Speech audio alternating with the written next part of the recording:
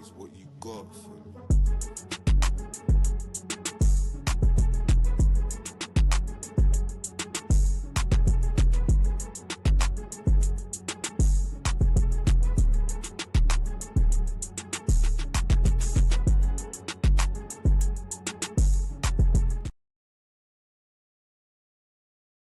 Durag Diaries, yo, what's good, people? Welcome back to the channel. Welcome back to another Spurs of the moment.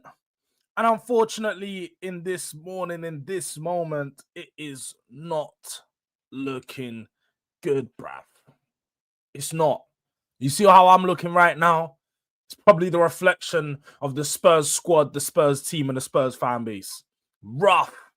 You see this morning, man's all overgrown, the hair's all look. It's dark times. And you know what? Furthermore, we're gonna have to start sitting in the dark. That don't look too dark. So we're gonna have to go back to the we'll go back to this one, but we're gonna have to start sitting in the dark. That's what it's gonna get to, because it's not looking good right now. Thomas Frank isn't addressing the problems. I was gonna release a reaction last night, but my reaction would have been, let's just say, it may have got me cancelled. So I had to chill, kick back, roll one. You know, one of them ones, you know, just kick back, roll one, and be like, do you know what? This is a tomorrow's problem. That's what I had to do. I had to, because, hey, I was going to release the reaction. I was even going to do a reaction first thing this morning, but like, you know what? We'll come to the stream. We said we're going to be live every day at 10 a.m., so we're not going to miss the stream. We'll come at 10 a.m. We'll just do a live reaction with the people them inside. You guys get to see it firsthand, my thoughts on yesterday's game. But look, before we get into any of that good stuff, make sure you are smashing the likes on your way in. Make sure you are subscribed to your boy. Road to 5K. We're real close. Final lap settings. Last 470 or some shit. So I need you guys to keep sharing up, telling a friend, tell a friend. You know, aunties them, granddads them, all of that stuff. Even get your nieces and nephews to subscribe to your boy Durag Diaries. Content coming every single day. The consistency is back now, but Spurs' consistency off the pitch has just gone further downwards. But also, how could I forget? And I ain't even posted it in the chat. If we got any members in the building, let's do a quick members shout out, man. I can't even lie. That's what we're gonna start doing when we come into the shows. Oh wait, no, keep. Sorry, I was about to delete something. When we start coming into the shows, we need to start doing the member shout outs. Big up to all the members in the building. We've got Elijah, Tall C, man, like too much of E. Member in the yard. That's one of the first members I've seen. Have we got any other members in the house? Have we got any other members in the house right now? No other members in the building. Raw. Can we change that? Can we get a new delinquent or a new descendant? Somebody tap that link in the pinned comment now. Become a delinquent. Become a descendant. Sign your life up to a hard graft in the Royal Navy. In the Royal Navy room, bruv. Join the Royal Navy fucking army. Get in. Tap that link. Someone become a member, man. We need another member in the building. Elijah's looking rather lonely out here. Let me come to the chat. Big up to everyone inside. We've got 24 people in the building. Let's get this up to 20 likes ASAP. Because I don't think we've been doing good enough on the likes recently. We've got 11, which is all right. It's all right. But it's not good enough. So let's get that up. Tony was in here, or should I say Ashley is in here. Nice and early. Already getting to fun war in his phone. But big up to Ashley / Tony / Samuel / all his other names that he comes in with. Big up to you, bro. You know, real supporter. I always tell you. Nobody block him, nobody ban him. Let him talk his rubbish in the chat. And let him just... He's venting. I think he comes here to vent. You know, some people vent with their woman, some people vent to their friends, and then some people go online and vent in comments and chats. And that's Tommy. So it's fine. It's honestly, like, it's okay. You're more than allowed to vent here, my brother. I share that feeling with you. Sometimes we all just need someone to vent. Sometimes we just need a place to be heard, and you're heard over here, bro. You're heard. You're just not listened to. You're just not listened to, Ashley. You talk too much shit. Yeah, but big up to you anyway. Letty says, smash the like button on your way in. Big up to Letty, nice and early. Big up to Mr. Udang. He said, big up Jords. Big up, brother. Big up to Wesley in the building. Morning, DRD. Good morning to Mustafa. Man, the most dead game to watch last night was the Spuds one. That is a fact.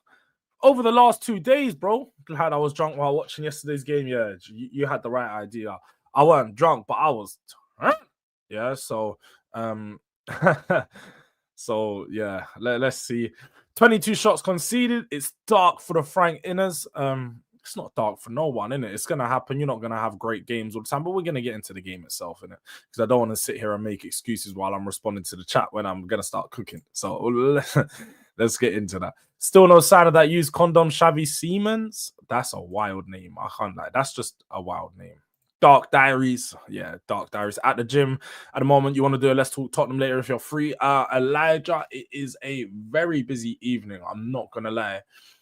I'm streaming at 4. I'm streaming at 5. And I'm streaming at 7. So it might be a bit techie today. We might have to do that tomorrow if you're about. Because, yeah, today I've got a stream with Dan Potts as usual. That's Let's Talk Ball at 4. The prediction show's back 7. And then I'm on with an Everton fan on the Toffee Bubble, L Bubble, the Toffee Blues. I think it's the Toffee Blues. I think we're on with the Toffee Blues at 5 doing a preview for the Everton game. So it might be a bit techy, but we'll sort something out. Are you Frank out? I think that would have been the title of the video if it was. So take a touch, man. Take a touch, bro. Big up to Tyro as well. I've been on 4 or 5 streams in 3 days. What you mean? Yeah, Elijah's been active. Get ready for Sunday, lad. You're coming to Merseyside on Sunday, lad. Yeah, Malcolm Carragher. Yeah, we are going to be in Merseyside, and I'm looking forward to it. Trust me, lad. I'm looking forward to that game. Yeah, trust me. If Kudus was Electric Entertainment Store, he'd be the worst one because his service is so inconsistent. You could have at least said, like, if he was an Electric Entertainment Store, he would be HMV. He would be Blockbusters because they're out of... Like, you could have actually tried to do something there. But it was just shit. It was just shit. You even spelled inconsistent wrong. You even spelled inconsistent wrong. But it's fine. Morning, Jords. What the hell was that last night? People saying Kudus also had a bad game. Guy can't do it all by himself. Mario, what are we doing here? That's what I've been telling people. You can't expect one man to do everyone's job. But again, we're going to get into it. I'm trying to catch up with the chat. We'll get round to it. Changed his name to use Johnny and I'll sub. Drop a like for the work ethic still. All right, come on, man. That's what we're about.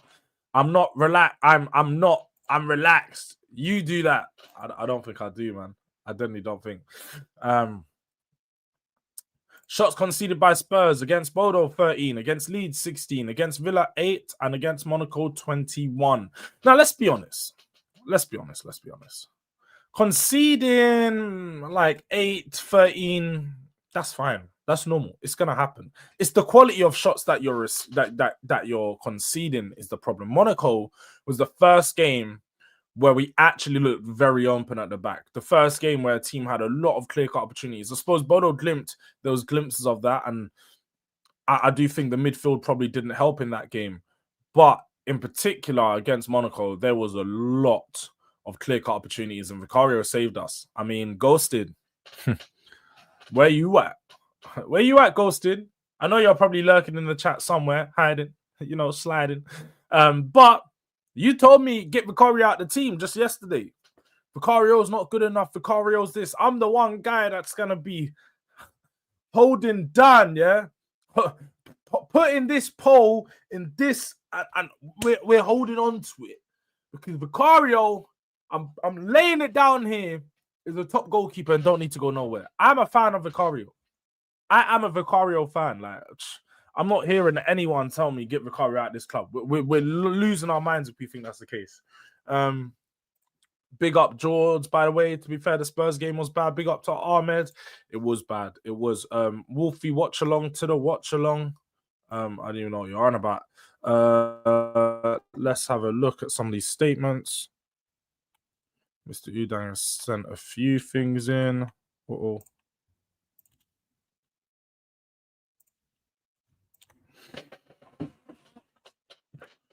Kudus did nothing. What an awful game. All right, do you know what? We're caught up to the chat. We are caught up to the chat. Ghosted, I don't know where Ghosted is, Wesley. I don't know where he is. He's hiding today. He's probably going to be on it real soon. Yes, look, that's the stat that Mr. Ulang just said. In, based on the quality of shots he faced, Guglielmo Vicario prevented 2.68 goals against AS Monaco. He's just one of the 4 goalkeepers to make 8 saves and keep a clean sheet in a Champions League game for an English sides in the last 10 seasons after Alisson, Nick Pope, and David De Gea. So a top performance from Vicario yesterday. Shot stopping was on fire. One of those games where you could just say that he done his job really well. I suppose on the side of distribution, still some questions yesterday. I have to be honest, but again, like there was a lot of questions surrounding the squad, so we're gonna have to talk about that. Elijah says, not gonna lie, Jords, I think Archie was very good yesterday. I mean, I thought Archie impressed at times. I'm not gonna sit here and say he was very good. But if you don't rate him, then I suppose from that sense, like you'd be very impressed. Like if somebody didn't rate Odebert, they should be very impressed with his performance yesterday. But if you rate these players, then you'd just be like, oh, okay, so, you know, it was pretty good. Like, well, again, we're gonna get into that.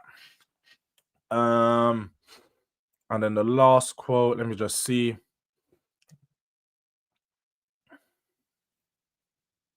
Yes.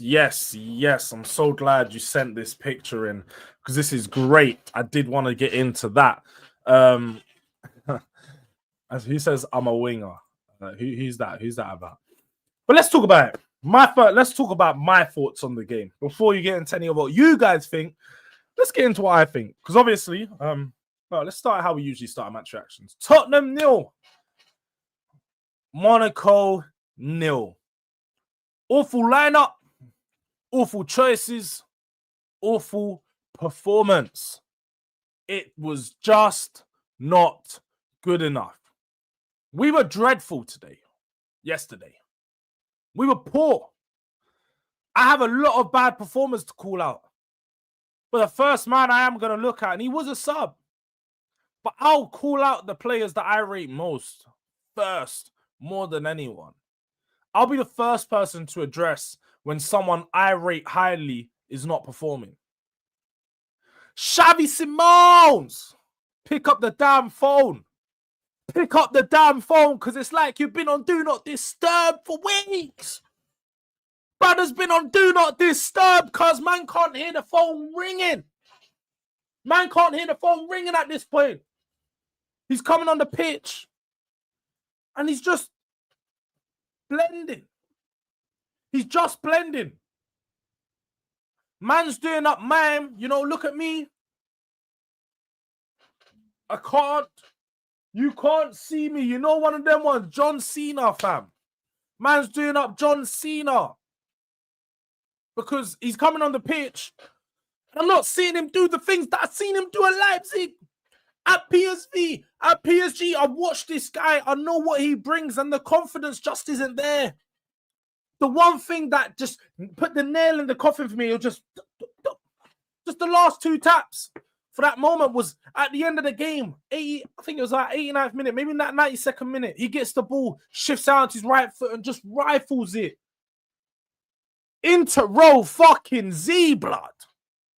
Man rifled it into Rosie, and I was like, yo, yeah, this is a sign of a player that is not high on confidence right now, does not believe in himself. And I need the belief to start coming through. I need him to start seeing something. I need him to start showing some more confidence in the final third. be the guy to make something happen, because right now, as people are saying, Kudus is being marked out of the game. 3 players are on him. There's only so much he can do. We are not a one-man team. It seems like our game plan right now is get the ball to Kudus, let him make something happen. Yesterday, every time he was on the ball, it was 3 players surrounding him. You had the left back, or I should say wing back. Then you had the left centre back, and then one of the centre mids came over. They know how much of a danger is, and they just shut him out of the game completely, nice and early. And to give it to Monaco, they done really well to counteract Spurs' setup. They knew going into that game that what system we was going to go into it. It was a 4-3-3. They switched their formation from a 4-3-3, sorry, to a 3-4-3. They went to a 3 at the back with 2 DMs, sort of 2 wing backs, and then the 3 players at the front with Ansu Fati, Akalush, and Balogun playing tight, sort of pressing really high. And that seems like every team has got a tactic to defeat Spurs right now. High press. Press high, intense, and Spurs are not going to be able to play through that press. We just don't have a DM with the ball playing ability to play through the lines. There's a picture that Mr. Udang sent in. Big up to him every single time. I appreciate you, bro, so much. And I'm glad you sent in this picture because it represents what was the biggest problem with Spurs and playing out from the back yesterday. Because this has been our biggest problem most of the season. Is whenever we play this midfield duo of Bentancur and Paulinho, we have this problem. 2 players that are sat extremely deep that are mirroring each other. They're mirroring each other because they play the exact same way. So they're playing the same way. They're mirroring each other. And then you have this problem. What's Vicario going to do? He kept going long. The change has been from going short to now going long every time. But we don't have someone adept in the air to win the ball. We don't have a Sesko. We don't have a Voltamada. We don't have a target man up top that's out there winning headers. Richarlison battles, but he doesn't win the headers a lot of the time. So when we're winning it anyway, where's the ball getting headed down? This person points out a great point here, because if the ball went to Xavi Simons here, yes, cool. But it's very highly unlikely, and we know Vicario, his distribution isn't even good enough to do a nice little powerful dink where it's going to go to Xavi Simons' feet and not have one of these players impede this positioning around him. But even if it did go out to Brennan Johnson, who sat here, Kudus, who sat here, and I think it's Kolomwani at this point in the game. Why are we going long if there's nobody in this space to collect the ball? If anybody watched, I don't know who broke this game down, but somebody broke down the Manchester United versus Liverpool game. And the one thing Manchester United done really well was ensure that they win the second balls. You have to put yourself in a position for when you go long, surround the player or surround the position where that ball's going to land. And you have to put 2 or 3 players around that position to then press instantly. As soon as that ball lands, press instantly to not allow the team to get a hold of the ball and try to play through. What should have happened is if we're going long, Bentancur Paulinho should be taking up this space, forcing these players further back, but also giving our attack a better opportunity to then counter-attack off the back of Monaco headering it forward or trying to play through our press at that point. Because as soon as that ball lands, we've then got a press of 6 players. We've got a press of 6 players that can then surround that area. So we have to look at it and just say, yo, Thomas Frank is fundamentally getting something wrong here. He's fundamentally getting the team wrong and the setup wrong. How can you play Bentancur and Paulinho again in midfield? Now we know, going back to the lineup, because I said it was an awful lineup, I think everybody is with me with that one. I totally understand that Thomas Frank had to make a change at left back. That is more than fine. I understand Spence doesn't want to play, or sorry, not doesn't want it. That's a bad way to phrase it. Spence can't play 90 minutes, 2 games a week for 2 months. It's just not going to happen. His body's going to end up breaking down. We need to prevent injuries when he's our only left back. So he throws in Archie Gray in there. Cool. I'm not mad at it. As he said, I think Archie Gray had a fairly decent game, played left back for the majority up until about 75 minutes before Spence came on and Archie Gray shifted into the midfield. I think Archie Gray had a fairly decent game. Now, I do think one of the problems we had at the back was Van der Ven was overcompensating for Archie Gray and sort of shifting more over to that left-hand side, trying to cover that space, hoping that Paulinho and Danso can do the defensive job, with Paulinho dropping a bit more in between the centre-backs and him and Danso doing the more central work. But what that ended up happening is giving them a lot more space on the edge of the box to operate, sort of allow Akalush to not shift out on that right wing. They gave that right wing back to occupy Archie Gray a lot of the time and have Akalush operate in that half space in between the right-hand side, but also just in between that whole final third, because he was really, really good yesterday. That's one player sit there and say, do you know what? If Spurs got him, I remember saying in the summer he was a good player, but now watching him properly again, like against our own team, you can see a lot of the qualities as to why we wanted to sign him. Really positive on the ball, always looking forward, always trying to open up for a shooting opportunity, but great with those little 1-2 combinations on the edge of the area. Made some good runs as well, but was just a heartbeat of that team. Every time they're going forward, every time there's something happening, you're seeing Akalush on the ball. That's what you call a real creative playmaker. Somebody that just wants to make something happen all the time. They're feeling confident and they just link up with their players so well. He knew where Balogun was going to be, and the link up between him, Balogun and Fatty just looked really well, and that's why they cut us open so many times. I think it was 23 shots conceded yesterday, maybe 8 on target. It just wasn't good when you look at the stats side of things. We also got battered on the possession, 56% as opposed to 44. 2.45 expected goals. We didn't even get one expected goal. One big chance created as opposed to their 5. It just wasn't good in front of goal, man. Like, when we play Richarlison up top, I've said it, he just alleviates any type of attacking threat that we have. He just is not dangerous. He's not good enough. He's a passion merchant. Man's going to kick and run and play with his heart on his sleeve. But away from that, isn't really giving you much more. His quality in the final third, Odebert done really well in the first half. I think it was first half, may have been second half, to open up for an opportunity when he was driving through the middle of the pitch, shifted it back onto his left and played it through. Nice pass into the box. Probably a key pass and probably the big chance that we created was that. Odebert slided it through to Richarlison. He takes a touch on the inside of his right foot, which I just thought was bad decision anyway, because you're left-footed, your left foot striking is not good, let alone your right foot ball striking not being that good. So he shifted it onto his left-hand side and just shot it straight across goal. Very simple, made it easy for the defenders to slide in and block. And ultimately, it just showed you yet again, he's not a smart striker. He doesn't leave the defenders second guessing. A real striker or a real batsman probably would have got that ball, shifted it onto their right-hand side, faked a shot, and then rasped it into one of the bottom corners. Because then you've got a choice. You can go near post or you go far post, but you're opening up and giving yourself a better opportunity on your stronger foot. Richarlison doesn't think like that. So that's naturally just a problem with the way he is as a striker, and that's to why I don't think he is a natural striker. But hey, we've got to work with him in there. Colin Moani, come on, didn't really offer nothing, didn't really do much, but I suppose in that game state, he was just being forced to do the long ball, sort of tried to receive it on his chest in the air, and yeah, it was just dreadful, man. Like, I generally can't make no excuses for Thomas Frank. The football is not looking good. The performances aren't looking good, and the lineups looked awful yesterday. I think Bergvall had a bad game. I'll go out there and say that as well. I think Bergvall was poor, deserved to get hooked off when he did. Should have came off at half time, to be honest, because there was one really big opportunity that he almost gave away that he let Balogun go through and on goal when he just lost the ball deep in our half.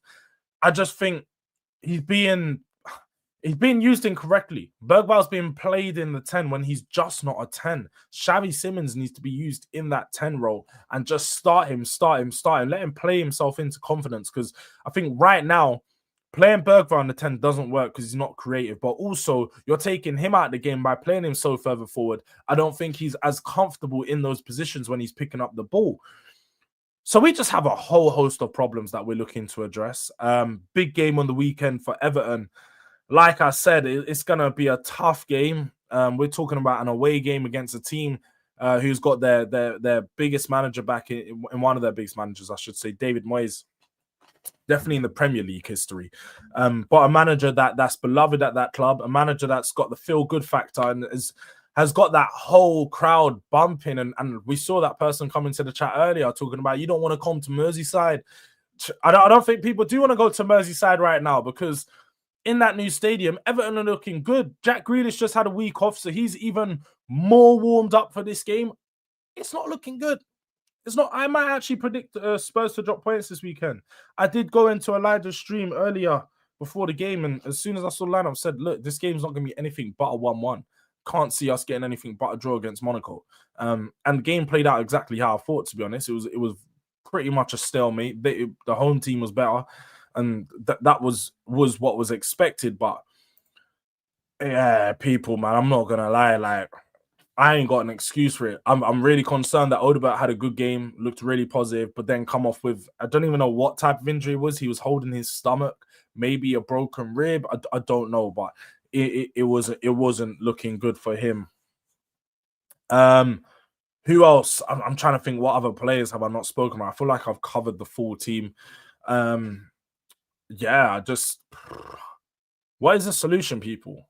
Let me know in the chat, and I'm gonna come to the chat now. I generally don't know what the solution is to get this fixing, but Spurs are not looking good. That's the quick thing I need to say here is Spurs are not looking good. But that's just my rant about the game. Awful performance, awful choices, awful lineup. Trust me. Big up to Jay Simpson every single time. Hi, Jords. I stopped watching Spurs already. I watch Liverpool instead. We are crusty and Frank is not adapting, which he's known for, apparently. I think he does have 10 injuries. He does have 10 injuries, so we have to allow him some grace, period, to get some of these players back because there's only some, again, like, and this is one of the things people done for Ange, but I'm going to give Ange, I'll give Frank the same energy I gave Ange. You can only expect so much adaptation when you've got a limited squad. When you've got limited players and a limited squad, there's only so much you can do. With 10 players out at the moment, I don't know what more. There's definitely some more rotations he can do. 100%. I'm with that. I think the midfield could be changed and it could be made better. There's something with regards to that attack that's just fundamentally not working. Defensively, we are fine, though. I think Romero being out and Archie Gray coming in, obviously it's a makeshift back line yesterday. That's obviously going to be one of the reasons as to why we've conceded more chances. And even when you look at the Aston Villa game, I think we looked a lot better with Spence in there. So I think with just Archie Gray being in there at left back, not saying it was his fault in particular, but just it does mess up the system a bit. So they did find a lot more space at the back when attacking against us. What do you think about Thiago at Brentford? Looks a proper player, can hold the ball up, strong and scores goals. He looks all right, but it's only his first season into the Premier League. I'm pretty sure he was injured the majority of last year because he got an ACL just as Ivan Toney left. So I've got a feeling that we've got to see him play across the season because he could just be in form at the moment. Big up, Durag Diaries. Big up to my guy Hyper. That's another member in the house. You know what I mean? We got members all over the place popping up. Can we get another one? Who knows? Let's see. Guna SC, yo, Durag, big up to you, bro. What are we expecting from this low-quality squad realistically? Come on, be serious. That's the thing. How high quality do the people think the squad is? I'm looking at this like a proud brother right now. It's a shame that we're criticized for pointing this stuff out when the results looked better. To be fair, I point out things as they happen, innit? That's the one thing I do. Like, I'm in the game when you get a result, I like to focus on the result. Although we can talk about the performance, I don't think in the wins our performances have necessarily been terrible. But there's been a few games where we can talk about the performances, in particular, Bodo Glimt, Wolves, Brighton. I suppose Brighton was a pretty decent performance. So I'd say Wolves, Bodo Glimt, Leeds was just a tough away game. I expected that to be as cagey as it was, but obviously the Aston Villa game. But again, Aston Villa, I think, was harsh. Like, I don't think we actually played bad at all that game. So, like, it's up and down. I think you're part right, but part wrong as well. I want to see how we look with a fully fit Solanke striker and a fully fit Moani at left wing. That would be good to look at. I'm not gonna lie, Lee. I think Solanke, when he comes back, improves this team massively. But we need to play a 3-4-2-1 ASAP with Kudus and Simmons playing free roles behind the striker and wing backs get forward more. It's not rocket science. I think that could be an option, Jimmy, but one of the problems that we have is we don't have enough centre backs. So if we do Van der Ven and Danso, who else is going to join them at the back? We'd have to go June Byfield, because at the moment, unfortunately, 3 centre backs are injured. Dragusin's still come back from injury. Romero's injured and Kota Takai's injured. So the 3 players that we're supposed to be relying on to be our backups for centre back aren't even available. So we'd actually have to go Paulinho at the back. Now, I don't know how you feel about that, but we could potentially play a hybrid system where you play with a DM that sits as the 3rd centre back, but he's pretty much a DM. So you go over 2, you still go with the high wing backs, but you have the 2 centre backs, and you just have a DM that's slightly in front of them, but never leaves them too much. Just doesn't do the sweeper role, but you have those 2 sweeping him type shit. But that could be an option, especially with Van der Ven's pace. I mean, we're always going to have the advantage in the wider areas, and teams are not really going to catch us on the counter in that sense. Salute to Jords in the chat. Big up to Jay Spurs. Big up to Ghosted.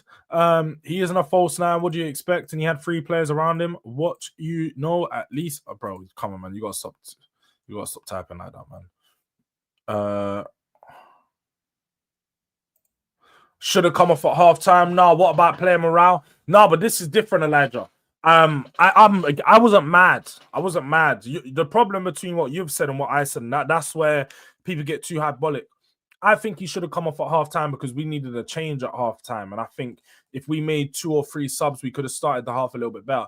Now, I understand why Frank didn't make that change, and he allowed it to be, 10 minutes before he did make that change.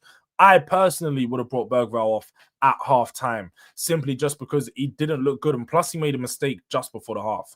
He almost gave away a goal. So sometimes you have to discipline when players do those types of things, and part of that discipline would be taking him off. He made a very big mistake, and we could have conceded a goal. If we did concede a goal, I definitely would have took him off. Paulinho, Sarr, Xavi should be our midfield. Banter is not good on the ball. Yeah, Bentancur is not good on the ball, man. I have to admit, Bentancur has been falling off, and there's been a few people that told me a while ago, and I tried to ignore it. But at this moment in time, Bentancur should not be starting for Tottenham. He just shouldn't. Big up to Jun in the building. He says, Durag. It's funny how Jords talks like he's a pro baller. No, I talk like I'm a pro fan, and a pro Tottenham fan at that. So I know what I'm talking about, and I say it with conviction. You can know what you're talking about, but nobody listens to you. That's the difference. I think people like listening to me because I must have some sense when I'm talking. I ain't an expert, but I must have some sense when I'm talking. But I don't think people listen to you, Tony. So, or Ashley, or Sam. I don't really know what the name is. Drop Ben 10 as well. What does that guy offer apart from a goal here and there? Yeah, a lot of people are on that. A lot of people are on that. West Ham got a draw at Everton. Yeah, West Ham did get a draw at Everton, but that's not to say that it's still not going to be difficult for us. Fix that midfield first. Paulinho in the 6, Sarr, Bergvall in the 8, and Xavi at the 10. Kolo has to start up front. A half-fit Kolo is better than Richie. That's where I'm at right now. I'm thinking for this weekend, you give Kolo a start. It was very clear to see that Thomas Frank was not happy with Richie's performances yesterday. I think from how early he come off, it was clear to see he's not been convinced, and he started probably to think that Richie is not the striker to lead us forward. It's probably dropping further and further down the pecking order the more he plays. And then away from that, I think I'd have to agree with Sarr. I think we have to go with Sarr in midfield. Sarr started off the season better than anyone. He was our best player in preseason. Started off the first couple of games being our best player. Start him again and let him get back to that. Let him get back to that form, because he was playing really, really strong. And I know he was playing in the 10, but if you play him in the 8 and give him that freedom to still press like he was in the 10 and just make Paulinho sit back and really shield that defense, then we'll be fine. But right now, we have Bentancur, Paulinho doing the Spider-Man meme. These men are doing up Spider-Man meme, fam. To me, to you, Chuckle Brothers, fam. Like my man them are doing the exact same shit. To me too. To me too. Like, what's going on, man? Do you want Ange back, lad? No, I don't want Ange back. I don't. Let's leave Ange in the past. You know what I mean? How's my Scouse accent? How's the Scouse accent? It's all right, isn't it? I've been working on it. I recognize this Tony, the same guy that said Richie is a box to box 9. Yes, this is the Tony that nobody listens to, but he feels like he should be heard. So we're reading out some comments every now and then because he's heard, just not listened. People think a new manager is the solution, but won't talk about these poor players we have been watching for the past 2 years. Paulinho and Kudus are the only players in attacking midfield that get in any top team. And that's a great point. I think a lot of people talk about how bad Ange was, they talk about how bad this manager was and that manager, but they don't address the players in the squad just not being good enough sometimes. There's only so much that he can do with a squad that finished 17th. Now, it is not a 17th place squad, but it's still a squad that have players that are inconsistent and poor at times. He's having to struggle with battling that at this moment. He's still having to work with a team that gets down in confidence after a few losses and help them bounce back. At this moment in time, is Frank making the right choices? No. Are the players playing good? No. Whose fault is it? Both of them. Who's more at fault? No one. Can it change? Yes. We just need to have some patience. I think people were going way too early with the Frank stuff. I am not Frank out. Can Frank do better? Yes. Should Frank be doing better? Yes. Is he at fault for all our games? No. Like, him starting Bentancur Paulinho yesterday, yes, I'm going to sit here and say that, bro, I'm not going to save you from that one. There's no being saved. We all recognize that midfield don't work. What are you now not recognizing? Don't do the Ange thing. Don't start doing the stubborn thing. Because again, we've got some tough games. We got Everton, then we got Chelsea, then we got United, then we got Arsenal.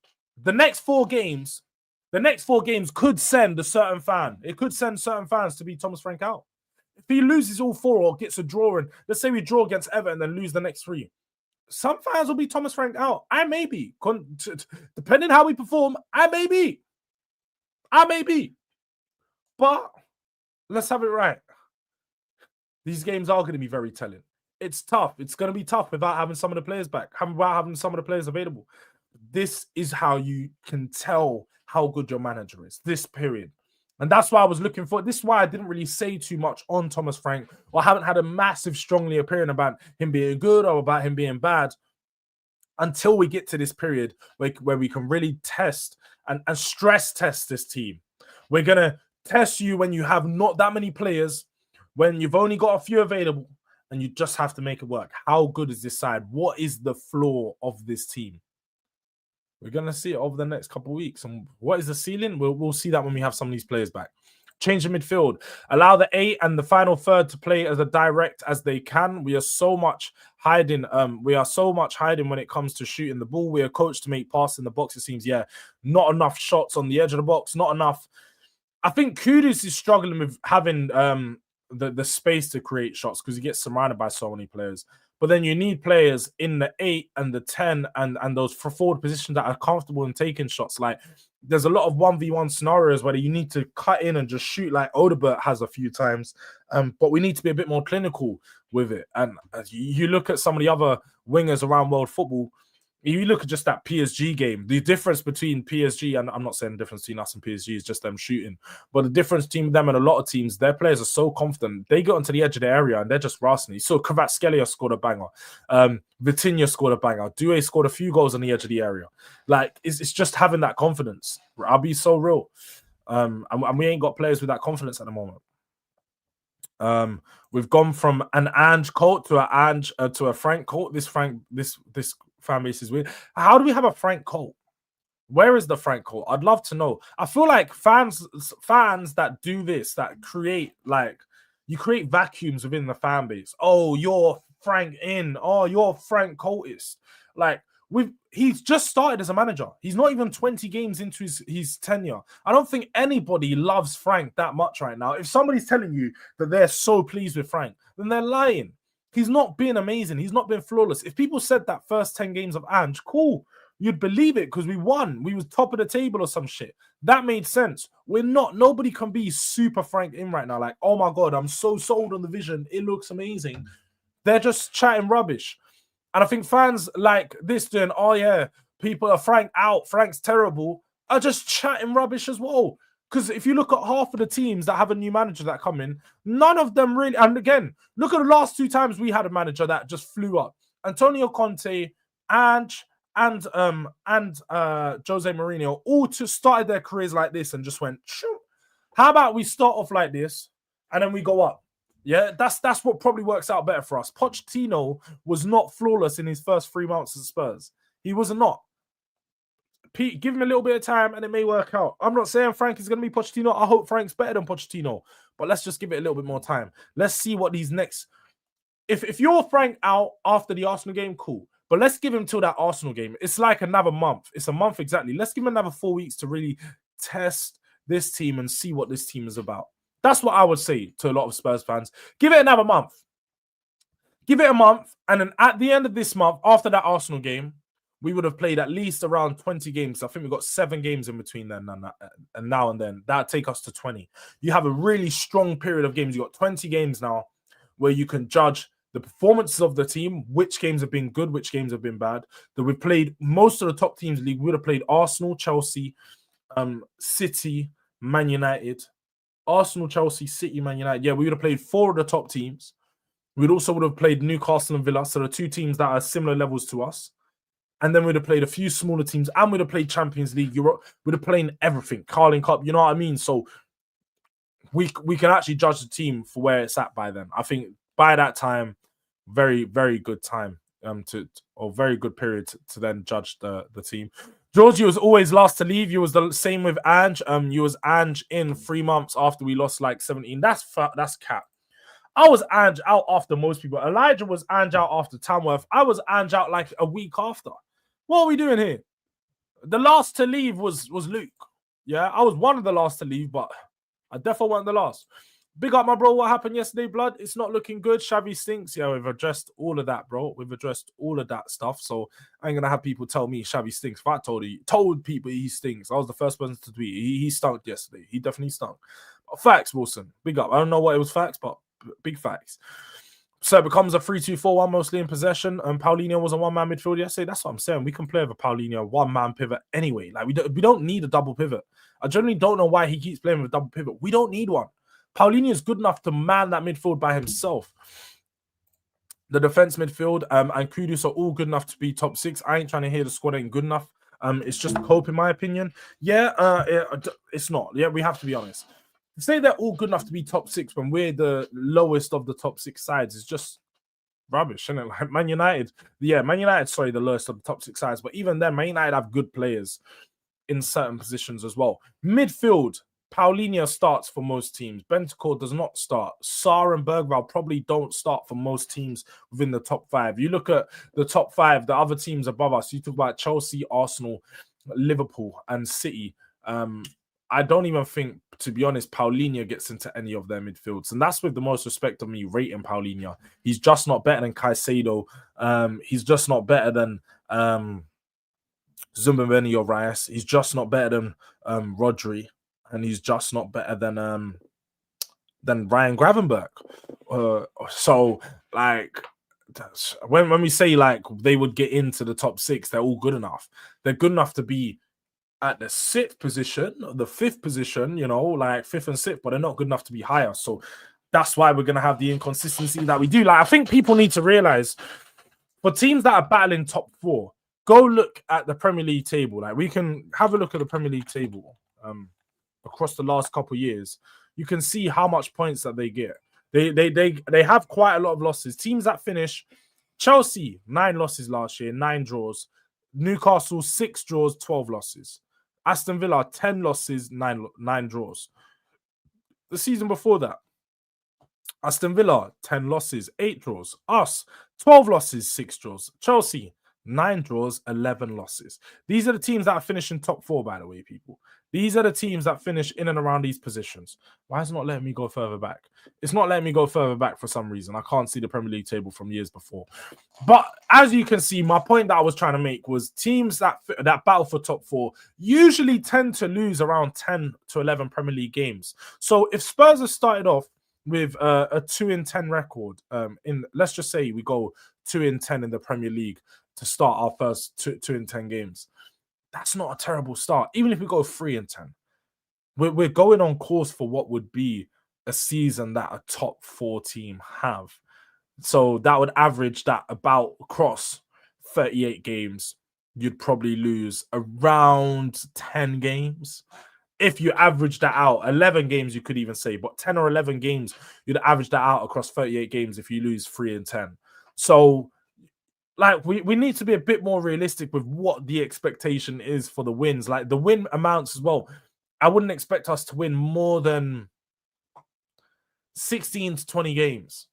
I'd hope it's on the 20 side of things. We get 20 wins. We're in a very good position to finish top 4. Very good position if we get 20 wins. But I would say in and around sort of that. To be fair, we didn't have nowhere near. We had 11 wins last season, bro. So if we get 16, 17 wins, it's a massive improvement on last year. But you get my point for where we're going to average out. That's what I'm trying to say here. If we probably get like 10 losses, I don't know, 10 draws, 18 wins. 10 losses, 10 draws, 18 wins. That could. Now, it might not, but it could get us top 4. Now, if you push it up a little bit more and you go to, let's say, 20 wins, 8 draws, 10 losses. That's me. 10 losses is a lot, people. I'm not even being conservative. 10 losses is a lot. We had 22 last season, but 10 is a lot. Let's just say we say 12. No, let's up it up. We're going to say 12, 21, and then 12, 21 would be... Oh, shit, now then that's 5 draws. We're not getting 5 draws. We're getting a lot more. But you get my point, innit? You get the point I'm making. If we just got to make sure that we're averaging out about across 10 games, you want to average around, I'd say, you want like 4 wins. You said 3 losses, 3 draws?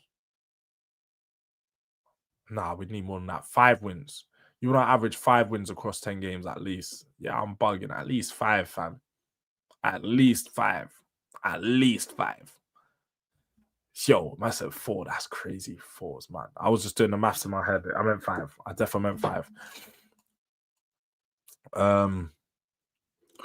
The defense, midfield, and Kudus are all... Oh, no, that's the... Back to that one. Elijah defense is good enough for a top... Oh, no, that's you responding to that. I've already responded.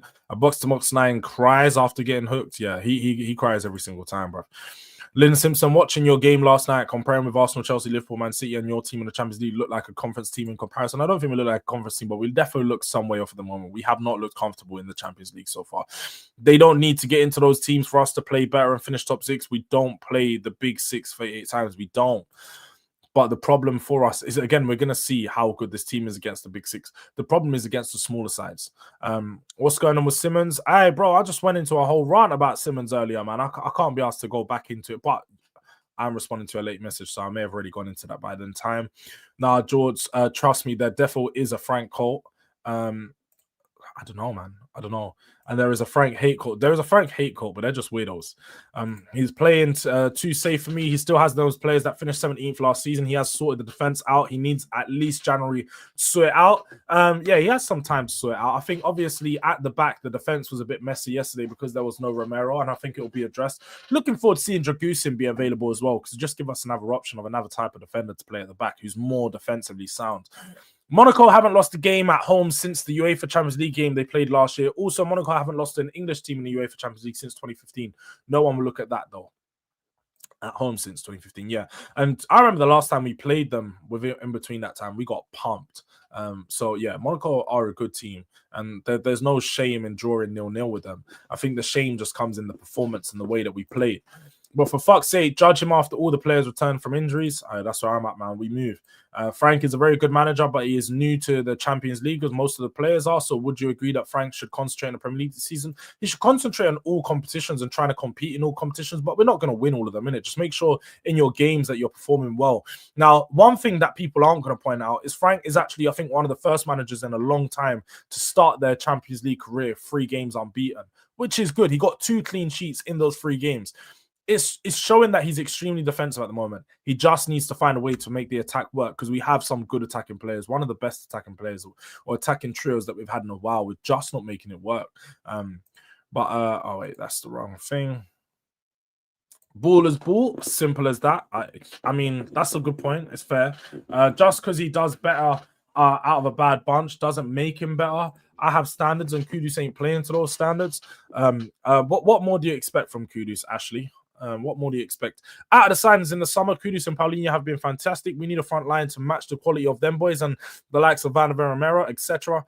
He needs players and time to get them. He does. He needs time to go out there and scout those players. But also, I think he needs time to even make players like Kudus be better, because I think Kudus has been good. But again, I don't think Kudus has got out of 3rd gear.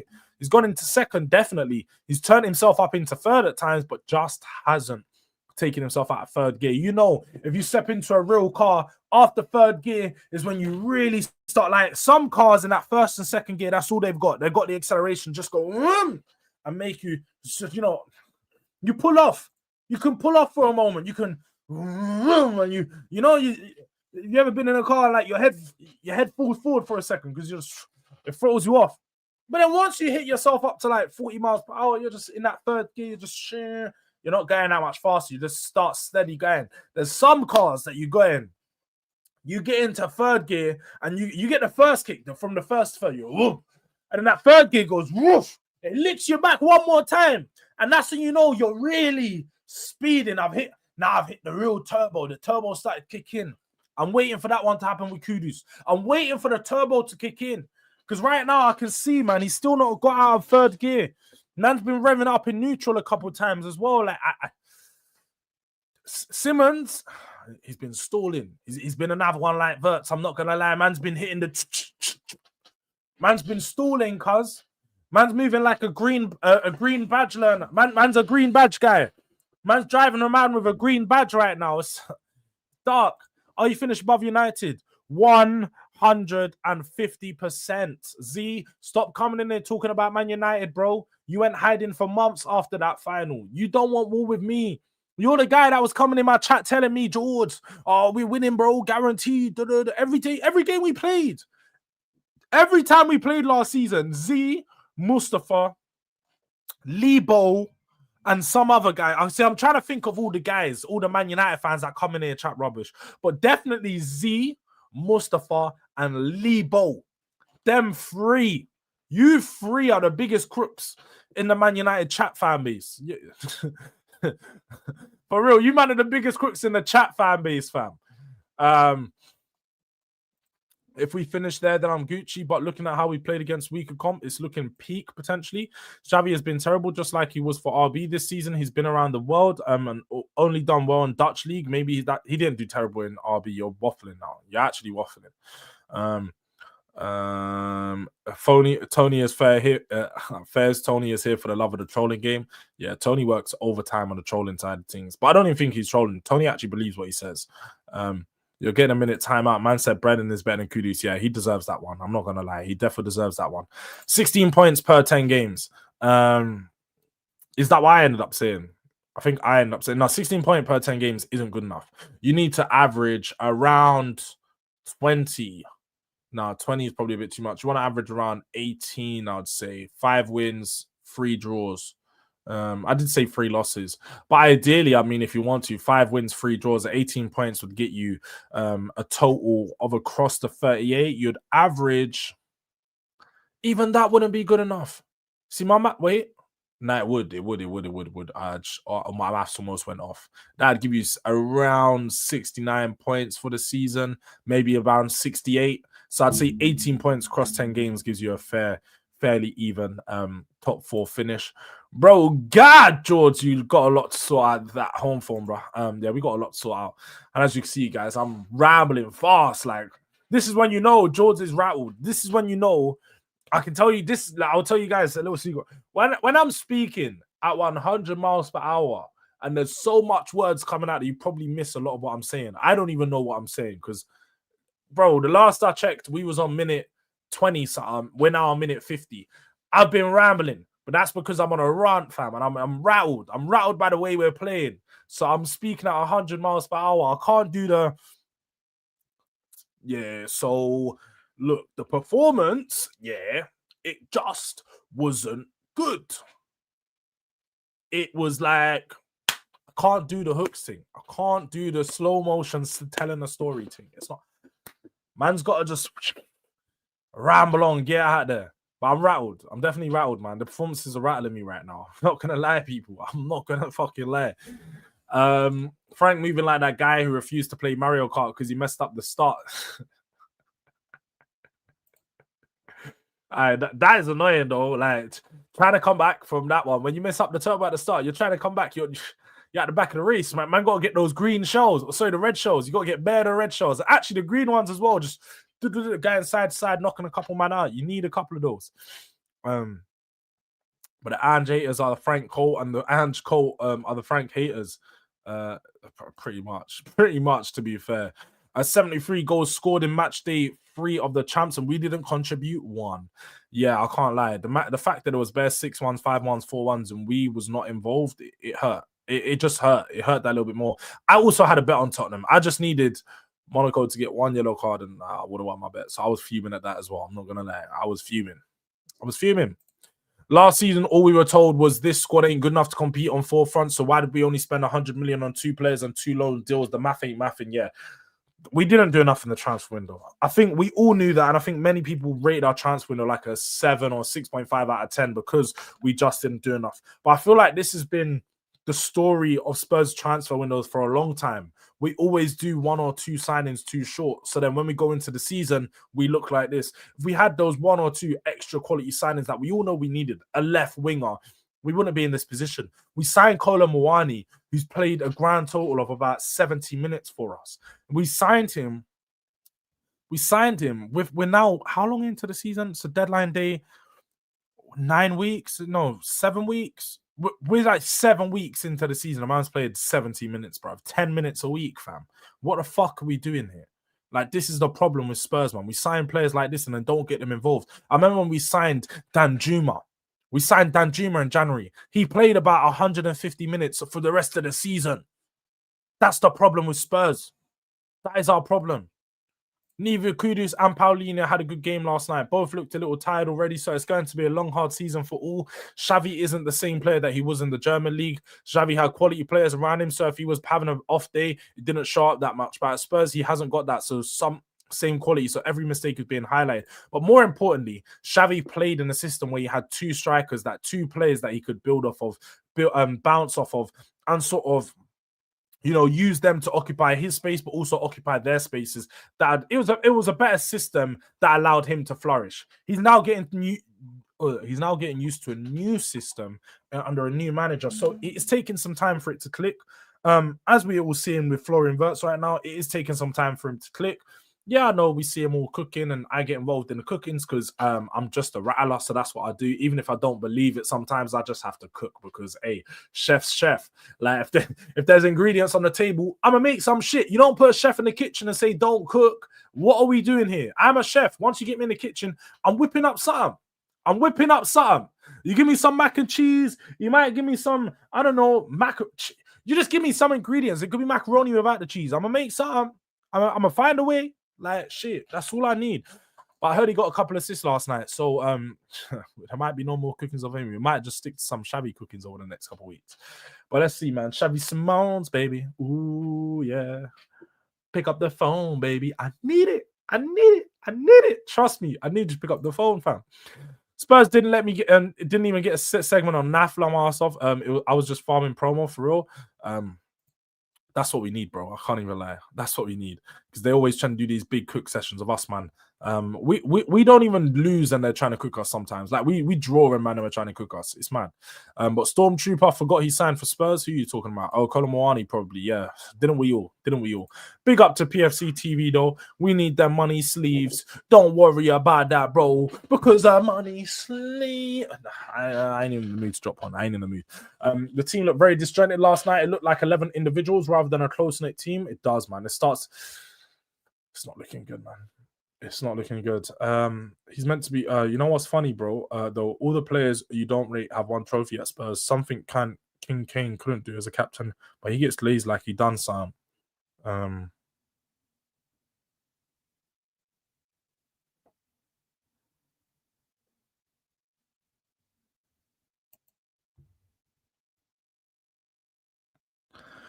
Anyways, look, people. It's been a nice stream. It's been a good stream. Tony's been punching the air for a lot of it. And I honestly hope, Tony, you can have a good day and not think about Spurs, because clearly Spurs is frustrating you a lot. We got 76 people inside, but we ain't even got to 50 likes. Can we get to 50 likes? Also, I thought we might get a new member in the house, but people are not trying to become delinquents because Spurs keep losing. It's darkness. But you can become a member by tapping that pinned comment in the link, or the link, sorry, in the pinned comment. So become a member, tap the link there, and you can become a descendant. Hey, George, you need a trim, man. Yeah, I know. Like, I know. Tell me something I don't know. I've been needing a trim for about 3 weeks, bro. I just ain't had the time to go get a trim. We'll get a trim sometime soon. But hey, look, one thing I will say is you should be concerned. You should be concerned with, well, I don't know what way you're swinging it, but I'd be more concerned with the females, how they're looking, not myself. But it's fine, I hear it, constructive criticism. I can take it, Thomas Frank, on the number of shots conceded tonight, they had more shots than I would have liked. If it was every game, it would be a big challenge, but it's not. We just played Villa and conceded 8 shots. That's facts. Like, that is facts. It's not like we're conceding that amount of shots every game and that amount of high quality chances every game. So we don't need to be too concerned.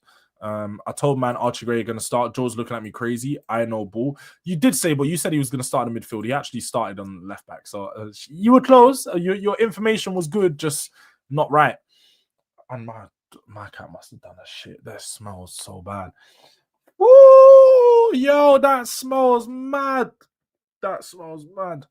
Man, if we don't sign decent players in January, we have to start getting onto Enoch out. Bro, I can't lie. We're giving Enoch some time. We're giving Enoch some time to pull it together, because there has been a lot of changes. But hey, January is going to be a big telltale sign. It's going to be a big telltale sign. All right, 5 more likes away, people. Can we get 5 more likes? Can we get to 50 likes before we finish? I want to get to 50 likes before we finish today. Please, can we get to 50 likes, people? I'm not asking a lot. I'm really not asking a lot. Just for a light 50. A light 50 piece. Give me a light 50 piece. It would be appreciated. It would very much be appreciated. Away from that, let me, do you know what? Let me check. All right. And then what we are going to do is we're going to raid up the Copish. Yeah, I need people to go to Copish. Just wait here. Drop a DRD raid in the chat. Let them know you come over from your boy Durag Diaries. Also, let them know the double agent has now... The double agent, hey, man like Florian Squirts. Hey, Verts has finally pulled out of the parking space.